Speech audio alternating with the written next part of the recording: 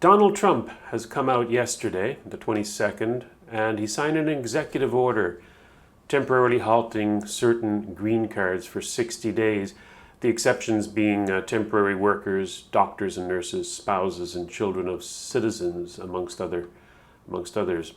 And on the same day, here in Canada, we had Maxime Bernier, the leader of the People's Party, come out with the following letter, and I'll read from that.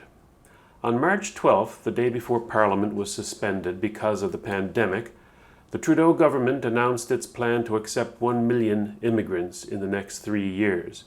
Since then, millions of Canadians have lost their job or been forced to work fewer hours. The situation has completely changed. It may take years for the unemployment rate to come down to more normal levels.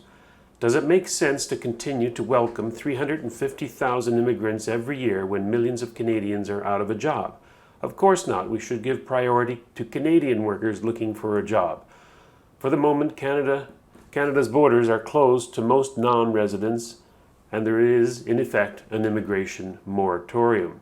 This moratorium should continue after the borders are reopened until unemployment has gone down.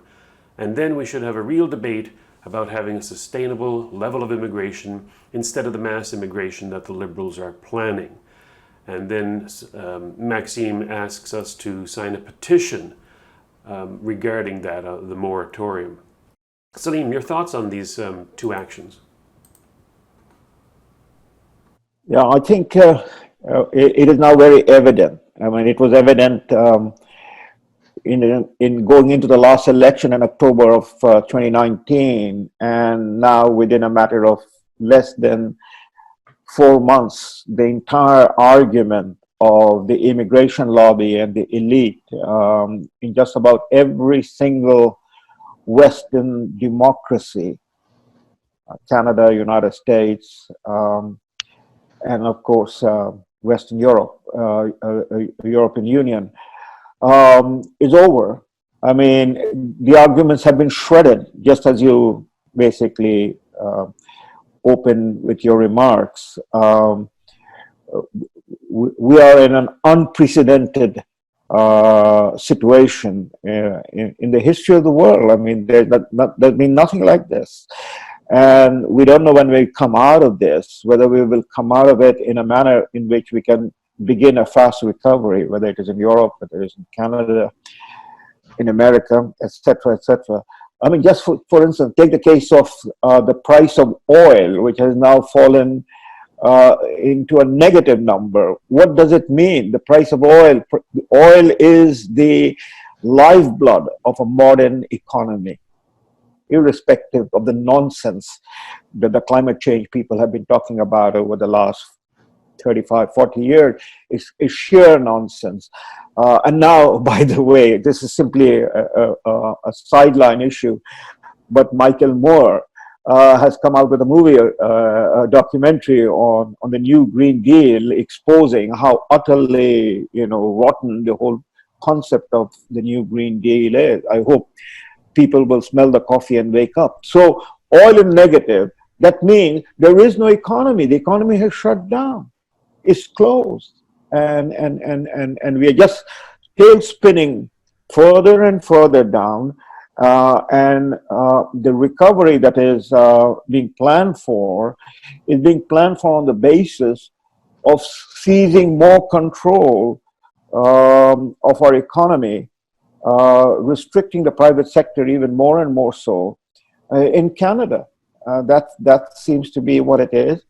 We are printing money faster than the printing press, the mint, can carry on, which means whatever you and I are holding in our hand and in our bank is basically being flushed down the toilet. It is absolutely gone.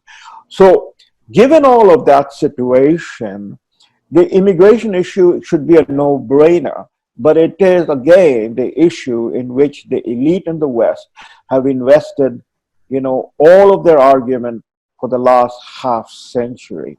So it is not a no-brainer. I mean, President Trump calling out 2 days ago, as you point out, sending out a message in a tweet and then saying that he will be putting it through an executive order that he will shut down immigration into the United States until the American people have been taken care of, until the American economy is back up on its feet and running. And only then will he consider what the next steps are and what the next steps will be. One can assume if President Trump is reelected in 2020, will be a wide discussion of where America will go on the question of immigration. I mean, if America needs workers, if America needs specialized people to come into America, then that will be again discussed what will be the number and so on and so forth. So we in Canada desperately need to get into that discussion as soon as we can. And Maxime Bernier calling for a moratorium is again putting the cards on the table. Let's get the conversation going. If the opposition to Maxime Bernier, that is all the parties in the parliament, want to simply end up name calling, I don't think that will fly, because we are in a situation now where it is the people versus the elite, you know, and the same thing applies in Europe. It is the people versus the elite. The people are desperately hurting, and the hurt is going to only amplify and magnify downstream, and we cannot unload upon the people in Canada and in Western democracies more people brought from outside of the world. So that's a conversation waiting to happen.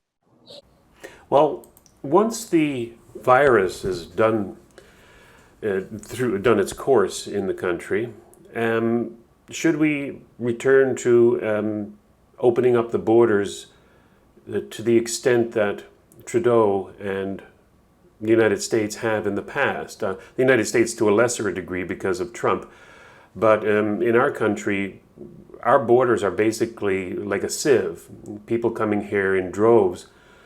And should we have some sort of open borders once this coronavirus has run its course?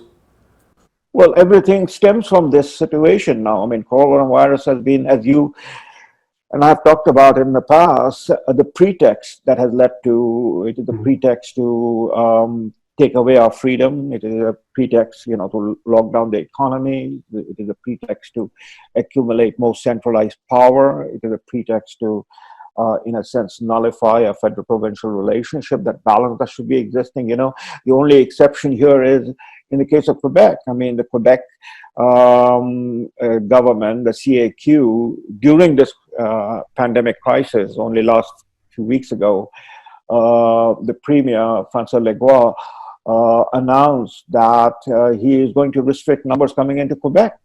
Now, how is it that Quebec can do that and Ontario won't, or Alberta will not be allowed, and so on and so forth? Well, Quebec has a special position in the Constitution where it is the only province which has control over immigration. No other province does. In the Constitution, Quebec does. So that's why that's the case, I guess.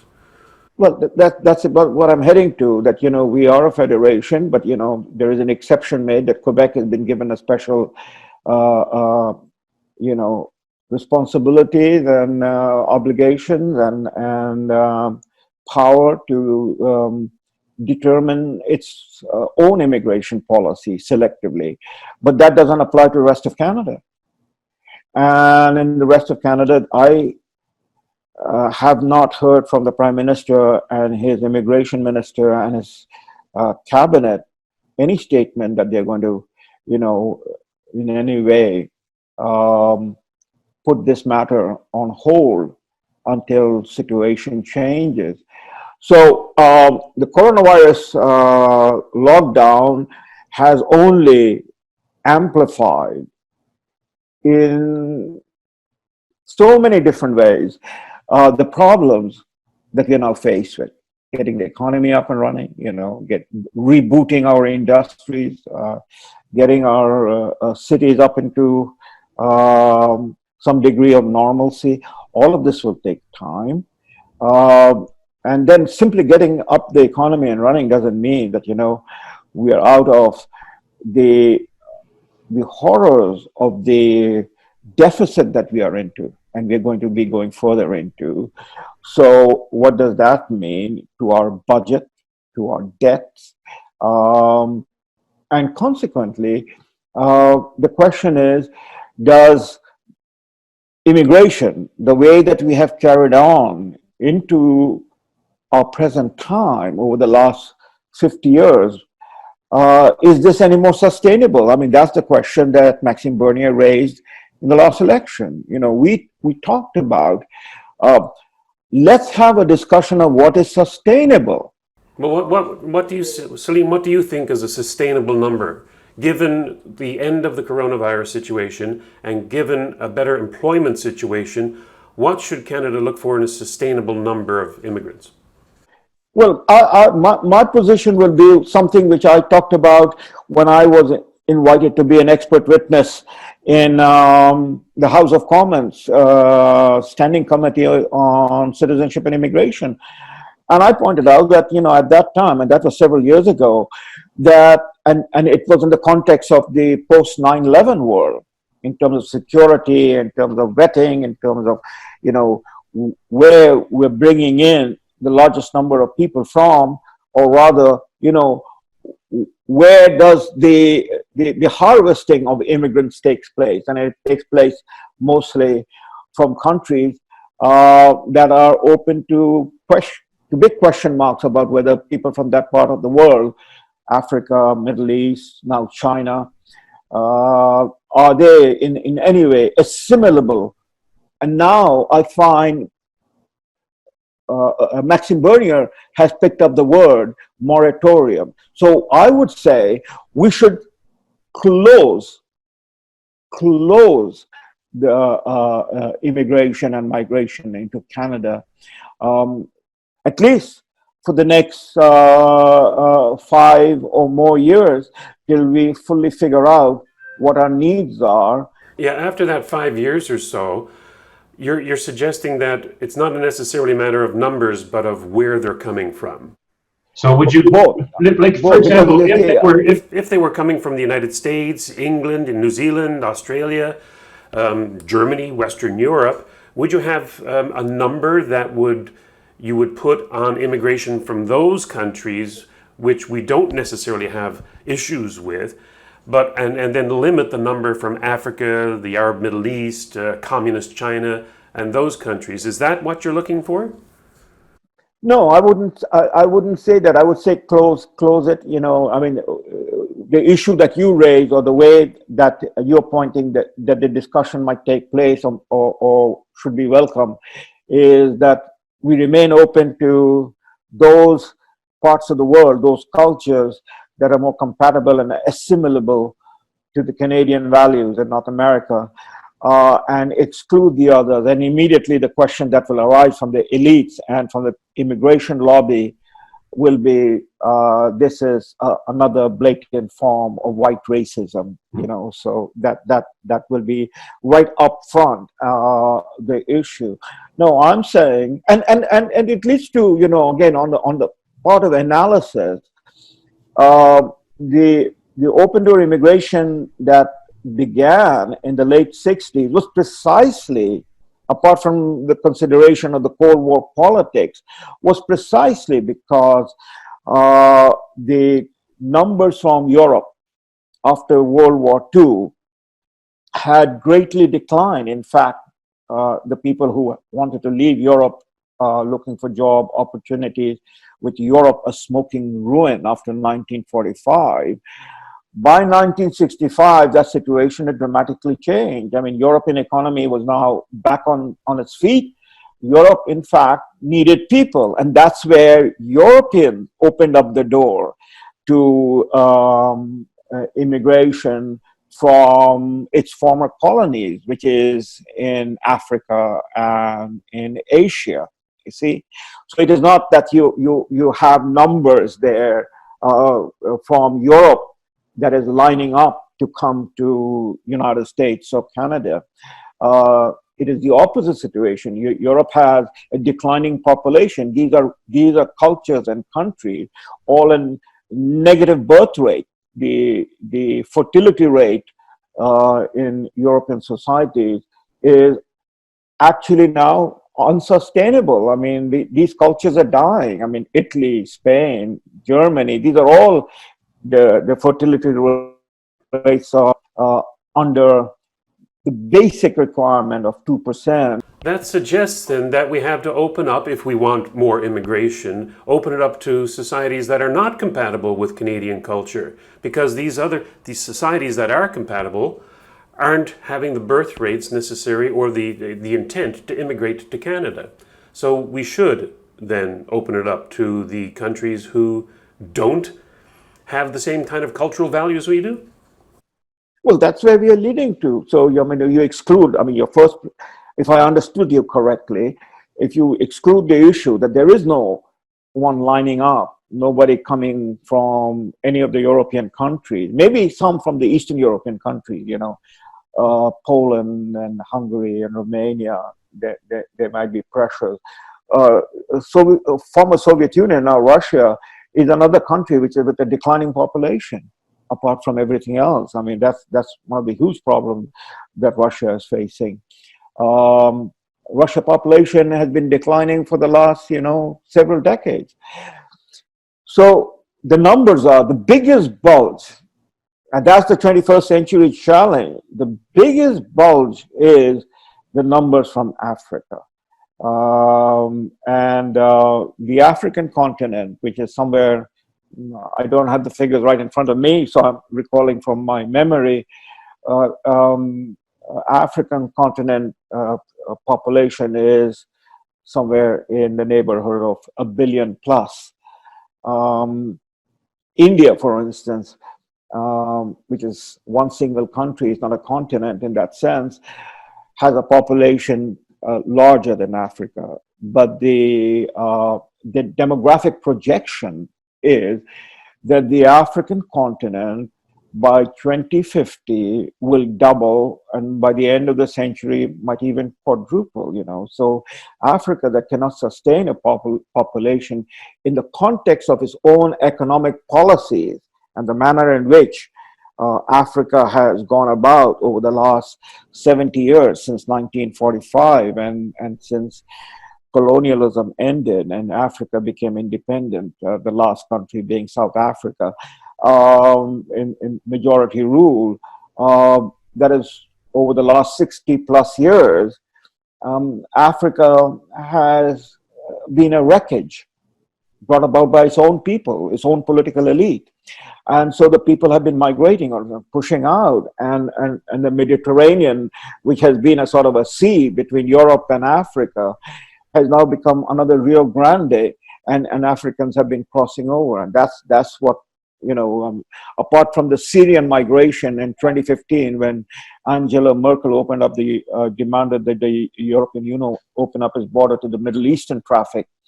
It is Africa that we are faced with, the challenge that we are faced with. And if Europe cannot accommodate Africa, the Africans will be coming to North America. And that's where our Prime Minister has been running around in Africa trying to buy votes so that he can sit in the Security Council and do virtue signaling. This might be another diversion, but that's another huge problem that we are faced with, that the elite in the West, at least the elite that have been running Western democracies over the last half century, have been engaged in virtue signaling. They are not out there they take care of their own people, but they want to be seen around the world as if they are the political reincarnation of Mother Teresa. It seems, Salim, that there's always a tacit an agreement by most people that we have to have more immigration. And I challenge that. And I don't even know why people are pushing that narrative that we have to have more people to fund the socialist Ponzi scheme of social security in this country, when that's a darn good argument to get rid of the Ponzi scheme. So why can't we be like countries that don't have massive immigration, like Japan or perhaps Switzerland, which have very stable population rates and don't seem to be going into some sort of decline? As a matter of fact, Japan is a powerhouse economically. The issue is to understand the context and therefore the political philosophy, the ideology that has driven this set of policy for the last half century. Look, I mean, we've had this conversation in the past, and let me revive it back and put it on the table. The globalist agenda, going back into the period immediately after the end of the Cold War, so we're talking about, a period roughly 30 to 35 years in which this globalist agenda has blossomed and has been pushed down, and there are so many different aspects to it. So the immigration and migration aspect to the globalist agenda is the redistribution of the population from the global south to the global north. And where does this policy come from? It comes from the elite in the global north. It is not a policy that is being pushed from, say, Bangladesh or Sri Lanka, or because they are the recipient of the policy. It's like a social welfare policy. The social welfare policy that evolved in North America and in Western Europe in the period during the Great Depression and then accelerated after 1945 was devised by the political elites in the Western economy. It was not devised by somebody coming from Black Africa or India or China. The immigration policy in terms of redistribution of the population from the global south, global north, has been devised again by the elite in the west, in the north. It is a policy. I mean, Angela Merkel is the leader of a G7 country. Justin Trudeau, Brian Mulroney, Jean Chrétien, going all the way back to Pierre Trudeau, were the leaders of a G7 country. I mean, the beauty of this conversation is that we are going back to many of these discussions and putting it in the context of where we are today, as we are talking today in the midst of this coronavirus shutdown, isn't it? And what has happened, I mean, that's the context. What has happened is,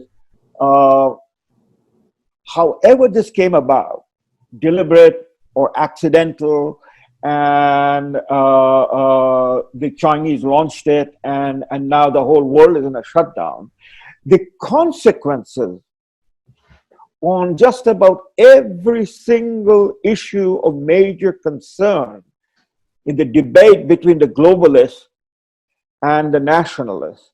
See, the nationalists were completely smeared as racist and anti-immigrant and so on and so forth, right? And so the whole America First policy of President Trump was attacked as a dog whistle to the white nationalists, a racist policy, okay? But at the heart of it was that the nationalist policy is the defense of the nation state, the sovereignty of the nation state, in contrast to the policies that the globalists have been pushing for, a one world, borderless world under the UN flag, right? Recreating or moving out the entire manufacturing basis from the most advanced countries, shipping out industries and jobs to China and making China the anchor of the global chain that is exploiting Chinese situation in terms of the situation of the workers, the wages, the living condition, and so on and so forth for global manufacturing. And the beneficiaries of that have been the globalists, the Democrats, the business oligarchs, in collusion with the Chinese and the United Nations. And the people who have paid the price have been the people in the northern global north, whether it is in Europe. That's why you had the Brexit. That's why you had the election in 2016 with President Trump. Canada is the exception, Robert. Canada is the exception. And my point is, very simply put, is all of those talking points, and you're getting into discussion of immigration, have been shattered. And yet, the elite will hang on to this position. They will seek to justify it. They're not going to turn around and say, we were wrong, or, whatever our policies was for a different time and a different situation. And now in the rest of the 21st century going forward, as a result of this COVID-19 shutdown, we are in a new world. We are in a completely new world. And we have to first take care of bringing back, rebooting our economy. And in the context of rebooting our economy, the point that you were driving at, the point that is the subtext of my argument, all of that, that we need more numbers, we need more immigration, we need more people to sustain a social welfare net, to sustain our pensions, to sustain, our employment figures and so on, is all gone. It doesn't stand. And the question will be, in the next election in Canada, whether the elite will be able to still maintain their position, or whether the people will be able to come back and win the argument that no, we have to first take care of our own people, as what President Trump is saying. That's the point I'm talking about. And in that context, Robert, my position is exactly where Maxime Bernier is. We should be putting on the table the issue of moratorium. It is left to the others to say, okay, in this conversation, we cannot go back to zero, but this is the number. We put the number in, that is, Maxime Bernier put the number in the 2019 election. What was the number? 100 to 150,000. Where did the number come from? That was proportionate to the numbers in terms of the American numbers, that is legal American numbers of annual visas that the Americans give out for immigration. That is 1 million. And our economy being 10 times smaller than America, our population being 10 times smaller than America, we said, okay, let's start at that proportional numbers and let's see what others have to. Exactly. And why is it, Salim, that here in Canada, there's only one political leader willing to talk about this, Maxime Bernier of the People's Party? Nobody else, not even the Conservatives, would dare touch this discussion point on immigration. Why is that? Well, I mean, the quick short answer, apart from going back onto the cultural side, the quick short answer is that all the parties that is represented in the House of Commons are globalists. They share that fundamental globalist view of the world, that we have to arrange Canadian public policy, whether it is on our issues of immigration and migration, or on the issues, which is listed in UN Agenda 2030, from climate change to poverty removal to education, to the question of First Nation and people, all in the context of aligning ourselves with what is the UN agenda. And the UN agenda is that one borderless world. So that's the answer, quick short answer. The other is the cultural side. I mean, look, every leader that is sitting in the parliament, Justin Trudeau, Andrew Scheer, and he's going to be replaced by either Erin O'Toole or Peter MacKay, most likely, and Elizabeth May, the Bloc Québécois leader, whatever his name is, and the NDP leader, what's his name? Jagmeet Singh.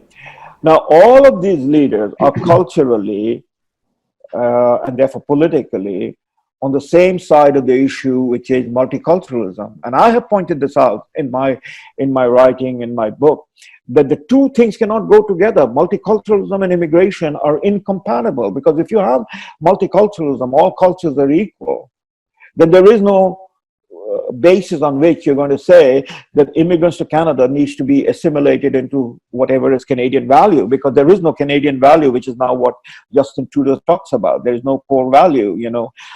His father had talked about in the parliament in the 1970s that Canada has no official culture.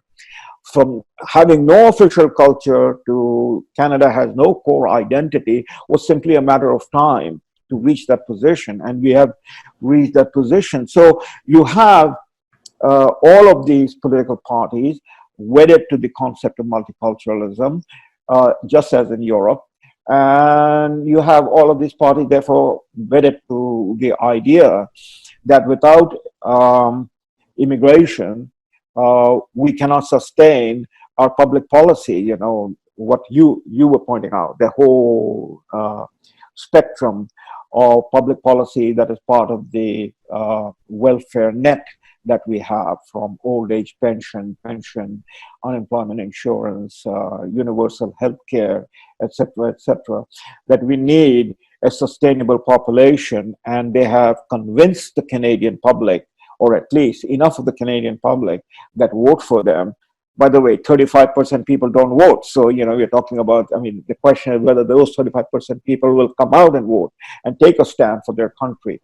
But those people who do vote, they are basically all convinced that the argument of these mainstream parties are both logical, sustainable, and coherent. And that's the battle, the political battle we are going to be engaged in this period now that we're looking forward to. I must point out something else, Robert, if you give me a minute before you proceed on this further point.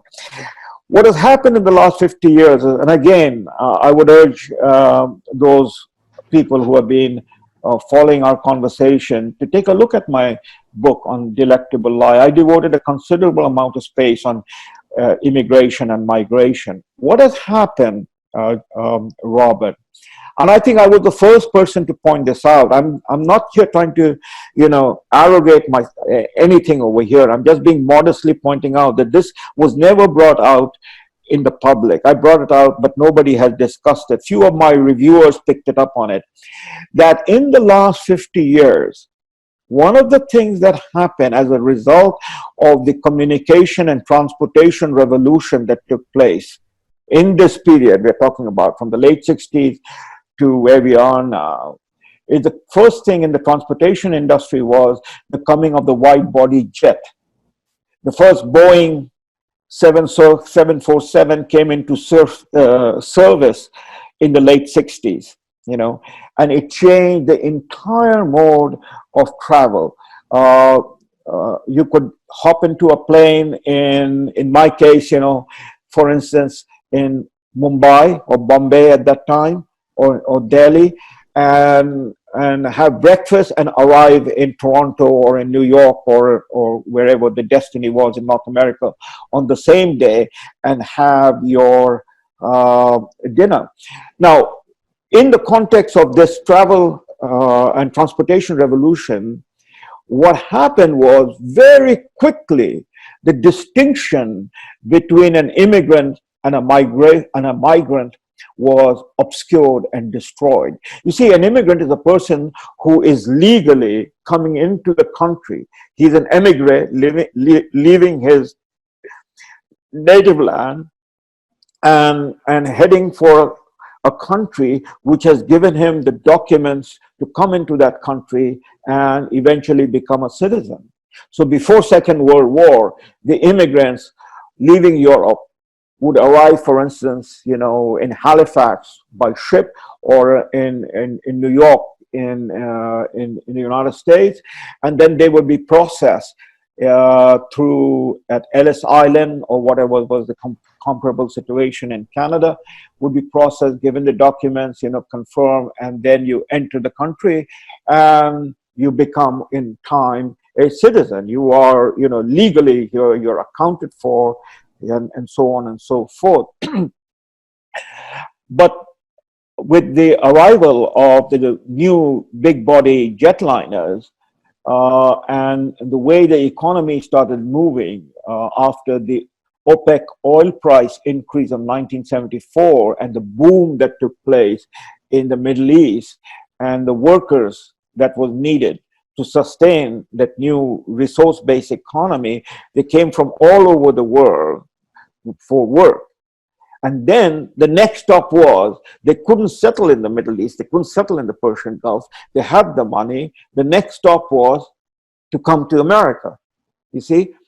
And they would apply for the papers, and they applied, they got the papers, and they came. But their intention was no longer, and in fact our policies no longer demanded that they become Canadian in the sense, or become American. They were migrant workers. They came for the opportunity to work, but because they could keep the connection with their home country, wherever it was, Pakistan, Lebanon, Nigeria, Egypt, etc., etc. Just by giving a passport to somebody doesn't make him a Canadian. As opposed to, when your ancestors left Europe, they not only packed their baggages and left, they knew that they would never be coming on a long trip on a ship to a new country where they didn't know what was awaiting them, and they would be settling there and building an economy for themselves and for the country where they're coming. So they cut the roots where they were born, and they set new roots where they were settling. That's not the situation of over the last 50 years. We have a population that has evolved, which is what I have talked about and others are now talking about, is a replacement population, which is what you are addressing to. It is no longer a population that wants to be a Canadian, whatever that meaning of Canada is, because it is our elite, the Canadian elite, that has destroyed the meaning of what it means to be a Canadian. Again, I always appreciate your conversation, Salim, and this is a conversation that appears that only you and I are having, because no one else is. So I thank you again for your time.